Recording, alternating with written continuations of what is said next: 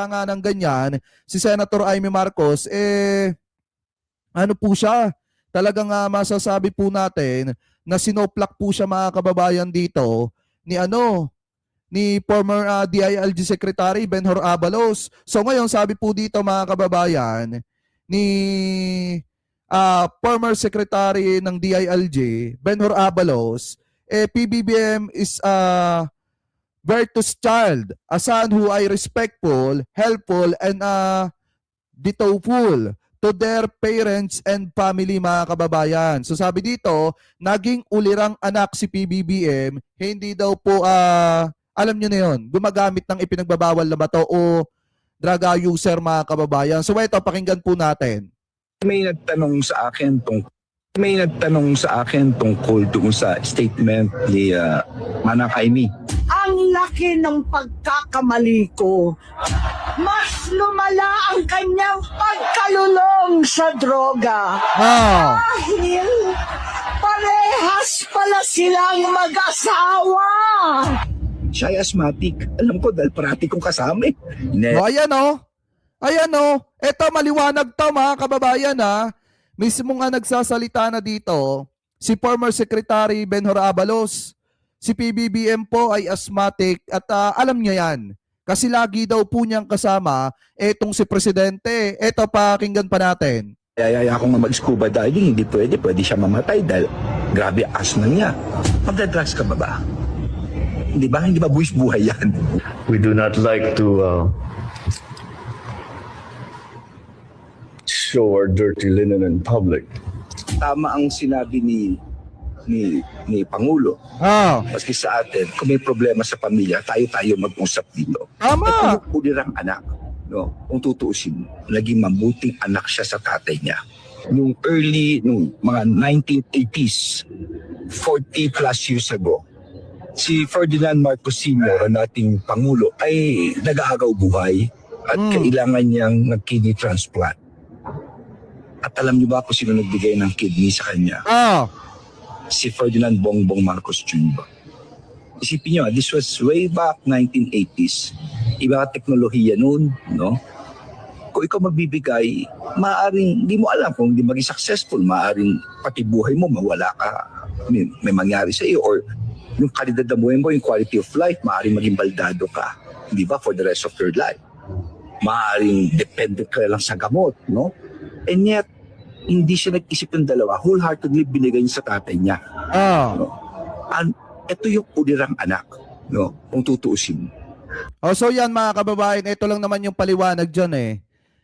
Kung ang presidente mga kababayan, yung mama iisa na lang yung kidney, paano niya pa aabusuhin yung kanyang katawan at gagamit siya ng mga ibinibintang ng mga DD-shit na paggamit ng ipinagbabawal na bato? Diba? Siyempre aalagaan niya yung sarili niya. Eto, partida pa yan ha.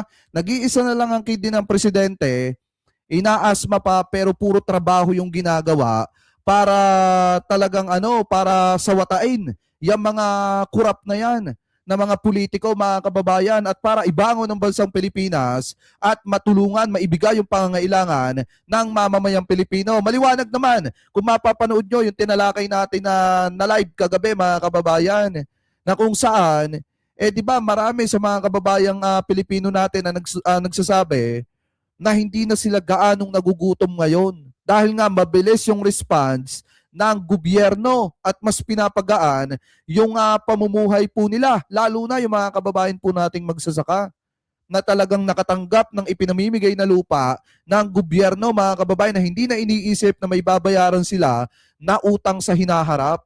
Di po ba? Kaya nga sa totoo lang mga kababayan, paano kaya nasikmura noon, nasiraan ni Senator Amy Marcos, etong pong si PBBM? Diba, kung talagang tunay ka may malasakit, Senator Amy, dapat hindi mo ginanon yung kapatid mo. Anyway, tuloy pa natin. At pangalawa, siya ay asthmatic. Alam ko dahil parati kong kasama eh. Kuminsan nga, meron lang yung mga pollen, yung mga sa bulaklak kuminsan, nag-aano yung mga hatching na yan eh. Nayayaya ako nga mag-scuba diving, hindi pwede siya mamatay dahil grabe asthma niya. At usok lang, mausukan lang yan, masama na sa kanya. Naalala pa ang prueba nito nung COVID, kung maalala nyo. Nung COVID, Iba nagkaroon pa ng video yan na namuntikan siya dahil mahina ang baga niya. Oh. So ang sa akin na napakasimple. Iisa kidney niya is very asthmatic. Nakita natin. Now, pagdadrugs ka ba? Di ba? Hindi ba buwis buhay yan?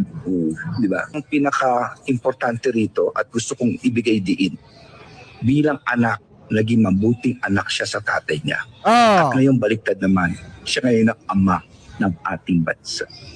Kung anong ginawa sa tatay niya, alam ko yun ang ginagawa niya sa ating bansa. Yung talagang pagmamahal na talagang walang kapalit. No? Ibig sabihin yung pagmamahal na sukdulan na ultimo buhay niya ibibigay dahil ginawa niya na nung araw. May nagtanong sa akin Oh, 'di ba mga kababayan? Kaya ako talaga sa totoo lang hindi ako nagsisi na sinuportahan ko ang ating mahal na presidente at ipinaglalaban ko hanggang sa ngayon.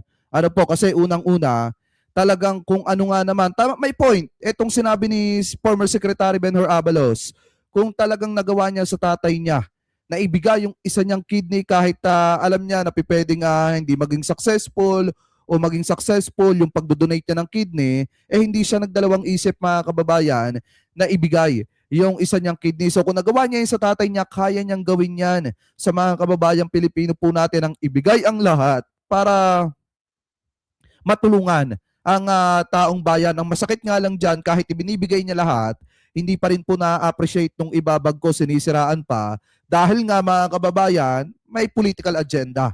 Ano po, so ngayon, ang maliwanag dito, talagang yung mga sinasabi ni Senator Amy Marcos, lalo na yung mga point ng paninira niya laban kay Presidente at yung paninira ng mga DDSet, talagang walang katotohanan po yan. Kasi mismong si former secretary na ang nagpatunay mga kababayan kung bakit hindi pwedeng magganyan ang presidente. Ano po? So kayo, ano po masasabi nyo? Hingil po dyan. Comment below na lamang po kung ano po ang opinion nyo. Hingil po dyan mga kababayan. At ngayon, punta naman po tayo dito naman po mga kababayan sa isa pang topic na nakita po natin. Kasi sabi po dito, eto daw. Highlights ko lang muna. Yan. Aha, yan.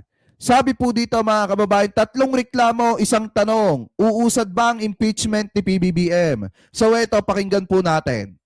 At ang una is 3 reklamo na ang nahihain so far. At ang